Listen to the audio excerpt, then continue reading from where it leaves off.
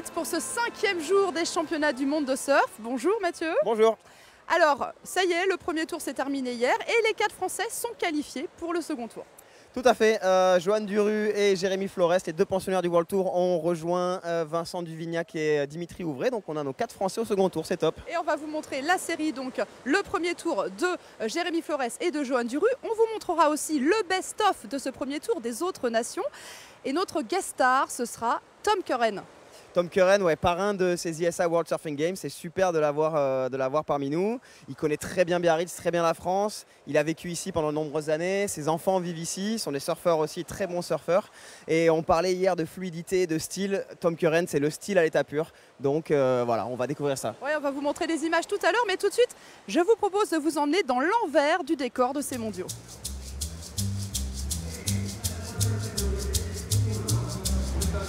Alors ici, ce sont les coulisses des championnats du monde. On va voir les tentes où sont tous les commentateurs de différentes langues. Ici, ce sont les commentateurs espagnols. On va essayer de passer. Hola! Hola! ¿Qué tal? Bonjour! Ça va? Bonjour!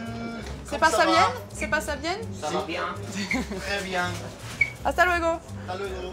Ils sont sympas les Espagnols. On va voir les Anglais. Alors voilà, là c'est le live anglais. Hi. Is it going well? Bon, je crois qu'ils sont très occupés, on va les laisser. On va aller voir peut-être nos collègues français qui sont là.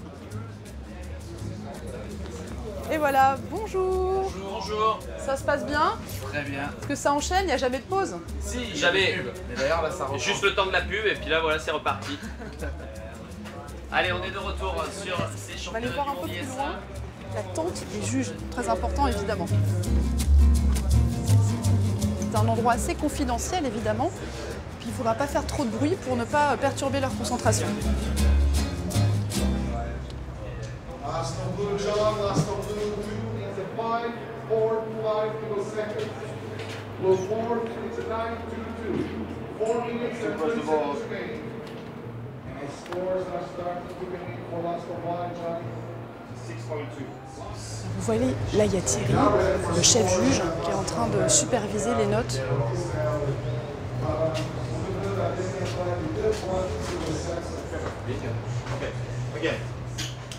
Le rouge. Ajoute ton score s'il te plaît, juge 4. La dernière du rouge est un 6.5. Donc maintenant, donne-nous la note du jaune. Moi je manage les juges, c'est pas moi qui mets les scores, moi je les manage. Le juge des juges. Voilà, j'aime pas dire ça, je suis plutôt le chauffeur du bus et on doit arriver tous à bon port à la destination sans embûche. Qu'est-ce que vous avez vu? Pensez à la catégorie, pas forcément au score. Une figure médiocre, bonne, moyenne, excellente? Thierry est venu avec moi pour nous expliquer un peu mieux le système de notation. Alors Thierry, oui, comment alors ça se passe pour nous noter? avons des critères de jugement. Donc le surfeur qui effectuera les manœuvres les plus radicales dans les parties les plus critiques de la vague, avec contrôle, radicalité, vitesse et flow, sera récompensé des scores les plus hauts. Alors, c'est noté sur 10? Oui, on a les 2 meilleures vagues de chaque surfeur sont retenues et on fait un total sur 20. Voilà, donc comme ça c'est très clair. On a tout compris. Merci beaucoup Thierry. Merci à bon vous. courage. Bonne compète. Et moi je vais vous emmener voir encore quelque chose derrière. C'est le speaker de la compétition. On va la regarder. Alors il parle anglais, portugais, français. Alors c'est important parce qu'il annonce les scores à la fois pour les gens qui regardent le spectacle sur la plage, parce que le surf c'est un spectacle gratuit. Et c'est important aussi parce que les surfeurs dans l'eau entendent ces annonces et savent comme ça où ils en sont dans la série. Alors que nous attendons la note de l'Américain en blanc, du Tahitien en rouge et du Mexicain en bleu. Le Tahitien en rouge, 3,83 pour sa première vague, 2,67 pour sa deuxième vague. So the situation is first yellow. Et on va retrouver notre chef juge Thierry qui va nous commenter en direct des vagues pour mieux comprendre encore la notation. Alors Thierry, on va commencer par une vague du français, Johan Duru. Oui, bonjour. Donc on voit Johan Duru, la performance de Johan Duru. Sur une première manœuvre, il se sert de la section pour passer et après on le voit enchaîner 2 grosses manœuvres sur un surf sur le rail avec de la puissance, de la radicalité et surtout beaucoup de contrôle dans les parties critiques. Donc c'est ça qui est On peut important. la revoir au regarde bien. début, on voit qu'il y a une section qui tombe devant, donc il se sert pour essayer d'optimiser la hauteur de la vague. Il redescend, il passe par un bottom, il tape fort sur la lèvre, sur le lip, Et il enchaîne de suite sans contretemps avec du flow sur une troisième manœuvre. Donc là, c'est une vague pour vous qui est jugée... Ça, c'est une vague qui sort dans les très bonnes catégories, c'est-à-dire entre 6 et 8. Alors là, on on vient de assiste voir, là, oui, ouais. à quelque chose d'extraordinaire. Ça, c'est le jeune Brésilien. On a été tous scotchés, entre guillemets, quand on a vu cette manœuvre. Donc, il part en holly hoop. On le retrouve presque la tête en bas avec une rotation arrière et un double grab. Et ça, c'est une manœuvre extrêmement difficile à exécuter.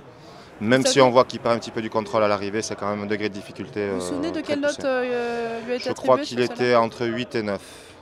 Alors, ici, Après, nous avons un surf backside. Apparemment, ça a été la meilleure vague de la journée. Donc, nous sommes deux chefs juges sur la compétition. Donc, je n'officie pas sur. Non, je n'étais pas en charge sur cette série. Mais on voit quand même une succession de grosses manœuvres sur des parties critiques. et c'est ça qui compte en fait, c'est ça Oui, qui paye. Oui, avec un surf sur le rail, donc puissant. On voit qu'il arrive à attaquer vraiment fortement la partie critique. C'est l'endroit où il y a la plus de puissance sur la vague, où elle génère le plus de puissance et qui lui permet de générer de la vitesse aussi et de la puissance. Alors, on vous a mis après, vous allez voir, une vague d'un concurrent sénégalais, parce qu'ils ont un style particulier, mais bon, ça score aussi. Ça Oui, compte pour vous, parce qu'on voit les bras balancent, la planche, elle bouge beaucoup. Est-ce que ça rentre en compte dans la notation? Oui, tout à fait, on appelle ça le flow, donc il y a quand même une gestuelle assez précise dans le surf, c'est la bioméca. Mais bon, en termes de fluidité, c'est pas terrible. C'est pas terrible, même s'il met des bonnes manœuvres dans les parties critiques et il reçoit des bons scores. Après, dans les tours suivants, ça risque d'être un petit peu plus dur, Alors, même s'il y a un très Thierry. bon niveau au Sénégal. Merci pour cette expertise. Un petit mot, vous êtes, je crois, dans une école de surf à Anglette. Il faut aller faire du surf avec vous. Tout à fait, à l'école de l'océan, à la plage de l'océan Anglette, vous serez les bienvenus pour initiation. Merci. Merci à vous.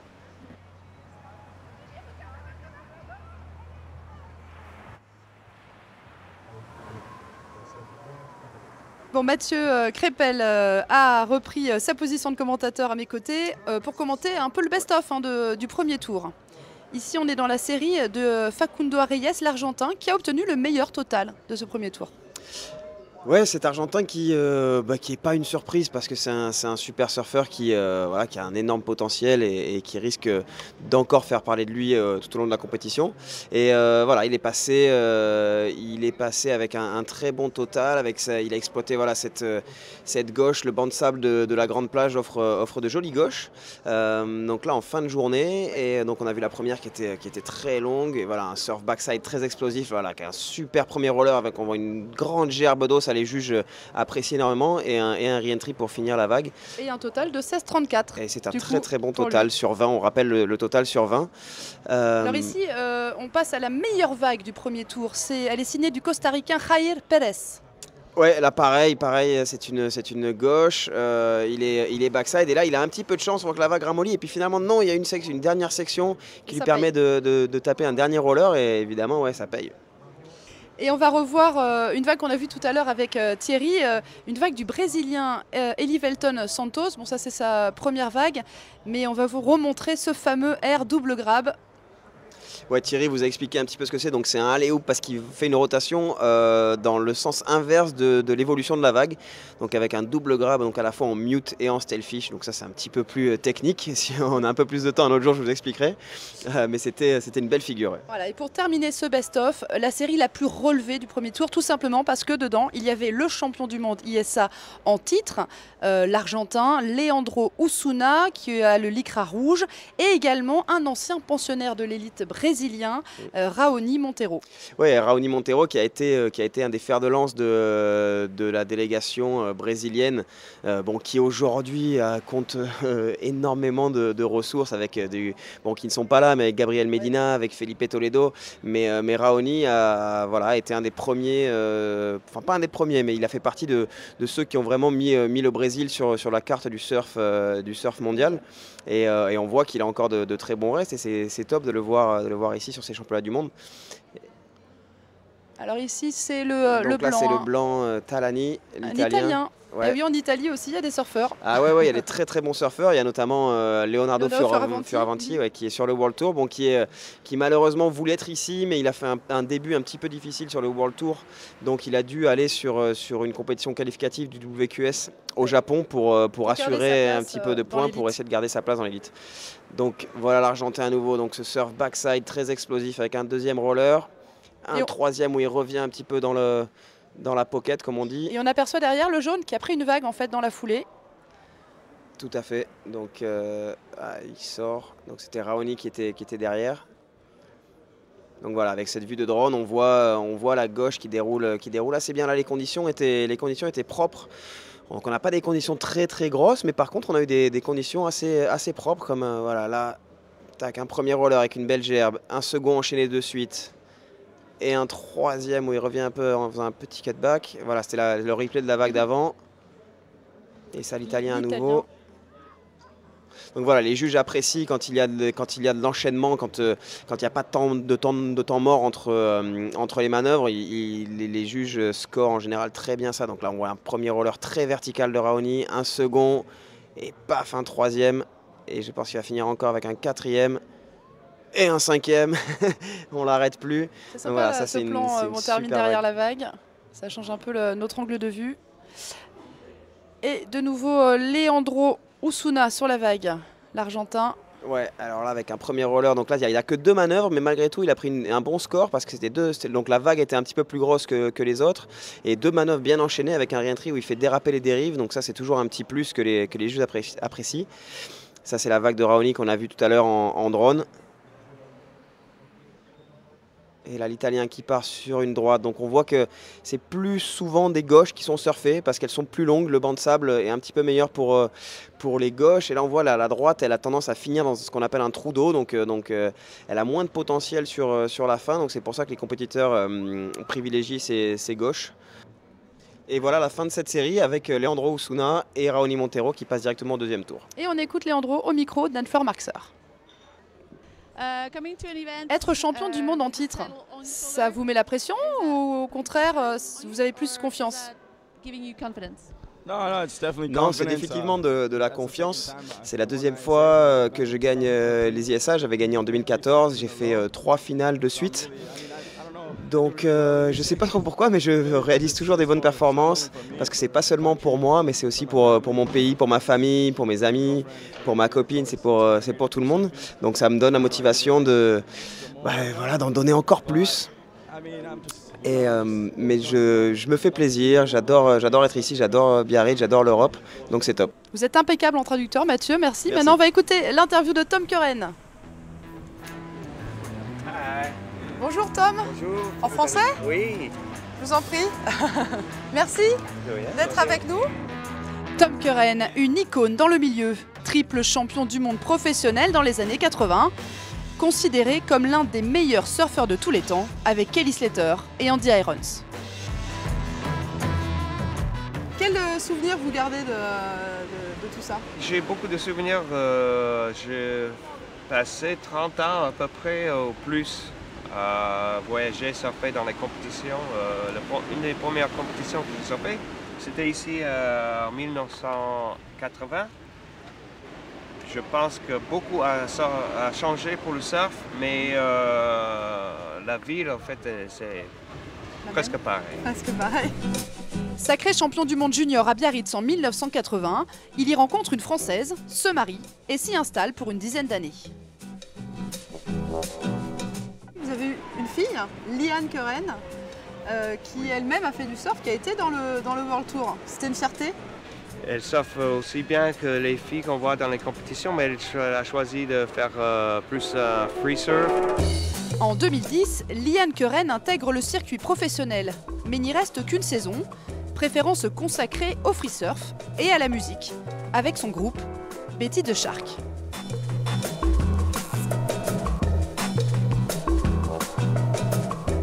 La musique, c'est quelque chose que vous lui avez transmis aussi. Ça nous permet de voyager ensemble, amener une guitare et passer le temps en attendant que les vagues arrivent. C'est ça aussi le surf en fait, hein. C'est pas que le sport, c'est un vrai sport, mais il y a aussi tout ce qu'il y a autour, la culture, le lifestyle. Oui. Choisir Tom Curren comme parrain pour des mondiaux à Biarritz, une évidence, comme l'est pour lui l'entrée du surf aux Jeux Olympiques. Même en 1980, on parlait de l'idée que le surf, c'est un sport pour les Jeux Olympiques, ouais, même à cette époque. Et ça a pris beaucoup de temps à convaincre les comités, tout le monde, que le surf est assez structuré. Structuré? Structuré. Pardon. il y a assez de pays, justement, parce qu'à l'époque, il y avait quand même peut-être 15 ou 20 pays. Justement, ici, on voit 47 nations engagées, c'est un record, ça vous fait plaisir? Oui, ça fait plaisir. Et aussi, je pense qu'il y a beaucoup plus même, mais c'est qu'ils n'ont peut-être pas les moyens d'envoyer toute une équipe. Est-ce que vous pensez que les Français vont remporter le titre par équipe? Pour l'instant, on dirait que ça va se passer comme ça, mais je vais dire que les Américains sont plus forts. Voilà. Ah, d'accord, bon, bah, ça c'est dit. Alors, Voilà. pour les paris? Paris? On prend le pari? Non, je suis. Non, pas de pari? Je ne peux pas parier. On ne prend pas parti alors. Voilà. Voilà. D'accord. Que le meilleur gagne. Que les meilleurs gagnent. Bon Mathieu, là je crois que c'est clair, je me suis pris un petit vent de l'icône mondiale du surf. Non, c'est juste que Tom, c'est une personnalité assez réservée. Par contre, il s'exprime via son surf, donc pas de souci. Alors, bah, on va regarder maintenant les deux premiers tours de Jérémy Flores et de Johan Duru. Ça s'est bien passé pour eux. Hein. Ouais, c'est très bien passé. Ils ont gagné tous les deux leur série. Donc voilà, c'est de bon augure pour la suite. On va commenter ça en images. Allez, c'est parti avec Johan Duru sur la vague. Ouais, une entrée en lice de Johan qui était attendue par tout le monde parce que Johan est un petit peu l'enfant du pays. Il a grandi dans les Landes, c'est à quelques kilomètres d'ici. Mais on est tous super contents qu'il participe à ces championnats du monde ISA. Donc là, il est frontside sur cette gauche. Ça va être sa première vague qui va être notée 5,50. Donc c'est un bon début pour lui. Donc on a ensuite en blanc, on avait un compétiteur qui s'appelle Sean Forrester. Et qui est canadien et je suis surpris bon, il y a des très très bons surfeurs au Canada, ils n'ont pas peur du froid, il fait souvent très froid là-bas, mais ouais, Sean qui a fait une bonne première vague, Johan qui a enchaîné à essayer de faire un air. Voilà, Johan c'est un surfeur très explosif qui adore faire des aérioles, qui adore voilà, qui est très puissant, qui est très bon dans les vagues, dans les grosses vagues. Donc là il peut pas forcément nous montrer l'étendue de son potentiel parce que les vagues sont assez petites, mais Et on voit le Canadien qui pompe. Ouais, et qui fait un snap et qui va continuer un dernier. Bon là, voilà, c'est vraiment il essaie de gratter le moindre centième de point qu'il peut avoir parce que ça peut faire la différence à la fin. Là, c'est un Marocain, ouais, Aboubaker. C'est un jeune Marocain qui a un style super fluide. On voit là qui est très très léger. On sent que il y a beaucoup de fluidité, de rapidité. Hop, il passe la section avec un roller, hop, un snap. Ensuite, la vague ramollie, il va essayer de récupérer la section. Il voit que ça recreuse un petit peu à l'intérieur. Et il repart et il finit avec un dernier re-entry. C'est dommage, il n'arrive pas à rester un petit peu sur ses jambes là. Mais c'était une jolie vague du Marocain. Et on va repartir avec Johan Duru. Ouais, avec un premier cutback d'abord, ensuite là un snap. Ensuite il va pomper pour essayer d'aller récupérer voilà, cette section qui recreuse à nouveau. Hop, un petit flotteur pour passer la section, un roller et un dernier. Et Johan Duru qui a intégré le World Tour cette année. Ouais, il était aux portes du World Tour depuis de nombreuses années. Il bataillait sur le WQS et tout le monde savait qu'il avait le potentiel pour être sur le World Tour. Et il a enfin scoré là en 2016. Et on voit que il a toute sa place sur ce World Tour, notamment avec cette jolie droite. Et là, il repart avec cette gauche qui sera la meilleure note de la série pour lui, avec un joli air reverse qui fait en début de vague. Donc ça, c'est une prise de risque supplémentaire qui va compter. On écoute Johan, content d'avoir scoré dès le début. Je sais que c'est que 20 minutes, on n'a pas l'habitude, donc je ne voulais pas me faire prendre par le temps. Je préférais prendre des scores et puis après construire de là. Donc je préférais commencer petit et construire à partir de ça et monter en puissance plutôt que d'attendre une bonne et qu'elle n'arrive peut-être pas avec les conditions changeantes. Justement, elles étaient comment les conditions ce soir? C'était pas trop mal les deux séries d'avant, c'était un peu plus au bord et là c'était un peu plus loin, un peu plus petit, un peu plus de vent, donc c'était un peu compliqué, mais je sais qu'il fallait juste pas tomber pour pouvoir passer la série, donc j'ai essayé de faire le mieux que je pouvais. Et quelques séries plus tard, c'est au tour de Jérémy Flores de faire son entrée sur la plage, très attendue évidemment par le public. Évidemment très attendu, il est passé hier soir assez tard, donc avec un magnifique coucher de soleil. Jérémy qui adore toujours communier avec le public et le reste de l'équipe qui l'a soutenu évidemment. Et on retrouve Johan Duru là pour soutenir son copain. Ouais, c'est ce qui est magnifique avec cette équipe, c'est qu'ils sont toujours tous là sur la plage pour se soutenir. Jérémy, il sait ce qu'il fait, il n'y a rien besoin de lui dire, ça fait 11 ans qu'il est sur le tour et qu'il gère très bien, donc je pense que je peux rien lui apprendre, mais bon. Juste il a dit, c'est presque, il faut une planche de vague normale, je lui ai dit, t'inquiète pas, je fais de roller avec n'importe quelle planche, tu vas passer. C'est juste... Dans la série de Jérémy, un Marocain également, Elarim Abdelkhalek. Qu'on tout le monde appelle Abdel tout simplement. Un Canadien, Logan Landry. Et puis un Hollandais, Rémi Pedersen. Donc voilà, et Jérémy, donc malheureusement, ça c'est pas tout à fait sa première vague. Sa première vague, il avait eu un 6 points, mais malheureusement la production de l'événement ne l'a pas filmé. Mais voilà, Jérémy qui rentre en action assez vite, toujours sur cette gauche de la grande plage. Voilà, il fait un flotteur qui va essayer de lui permettre de passer la section, mais ça va pas marcher. Bon, on voit les drapeaux français avec toute cette équipe, encore une fois, qui le soutient. Et là, c'est Abdel, donc le Marocain, qui était sur le circuit qualificatif il y a quelques années et qui a arrêté un petit peu les compétitions, mais qui est revenu, qui a repris le LICRA pour ses championnats du monde. Là, un R du Hollandais. Le Hollandais qui malheureusement ne passe pas, mais il repart derrière. Encore une fois, on voit que la vague, elle est un petit peu difficile, elle est assez rapide. Avec ce vent, là, le vent, ce qu'on appelle onshore, qui vient de la mer, qui a tendance à écraser un petit peu la houle et à hacher un petit peu le plan d'eau. Voilà, et Jérémy qui repart là sur cette gauche, backside, un surf assez explosif. Donc celle-là, cette vague n'a pour l'instant pas un potentiel incroyable. Là, et là, un dernier re-entry. Et malheureusement, il va chuter sur celle-là. Donc ça aurait pu être un bon score, mais là, il a le nez de sa planche qui est un petit peu accroché. Le Marocain. Abdel à nouveau, donc lui contrairement à Jérémy, il est goofy, donc il est frontside sur cette vague. Donc on rappelle, c'est parce qu'il est face à la vague, frontside. Exactement, et backside, comme son nom l'indique, il sera de dos à la vague, Jérémy. Donc là, le reste de l'équipe... ça veut dire qu'il a quel pied en avant? Goofy, c'est qu'il a le pied droit en avant, donc voilà, comme le Hollandais, et Regular, ce sera le pied gauche en avant.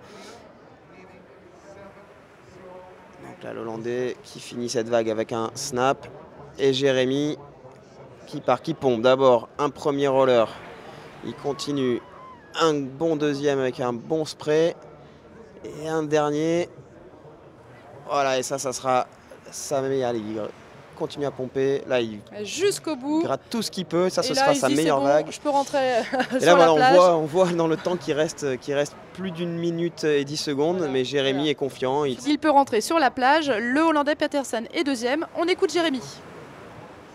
Je voudrais remercier à tous d'être ici en France, et c'est beau qu'on ait une compétition comme ça à Biarritz. Tout le monde a été incroyable jusqu'à aujourd'hui. Le support qu'on reçoit sur les réseaux sociaux ou sur la plage, c'est incroyable. Donc on va essayer de tout faire pour rendre la monnaie et pour mettre la France première des nations.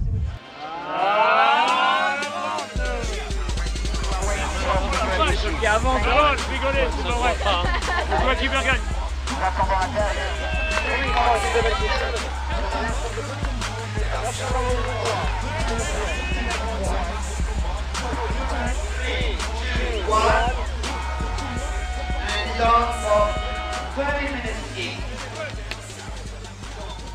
Jérémy Flores, on le sent vraiment très investi dans son rôle de capitaine de l'équipe de France. Ouais, il a toujours donné beaucoup d'importance au championnat du monde ISA. Il a gagné en 2009 et maintenant que le surf est sport olympique, ça le motive encore plus, donc il est à bloc. Demain, le petit point météo? Alors demain, on va avoir une très belle journée au niveau soleil et au niveau température. Par contre, au niveau du swell, au niveau des vagues, ça risque d'être un petit peu plus compliqué. Il se peut que l'océan Atlantique se transforme en lac. On va appeler Brice de Nice? Peut-être. Et en tout cas, demain, c'est Christian Choupin qui prend le relais à vos côtés pour vous faire ce résumé quotidien tous les soirs à 20h20 sur Fonceau. Salut. Salut.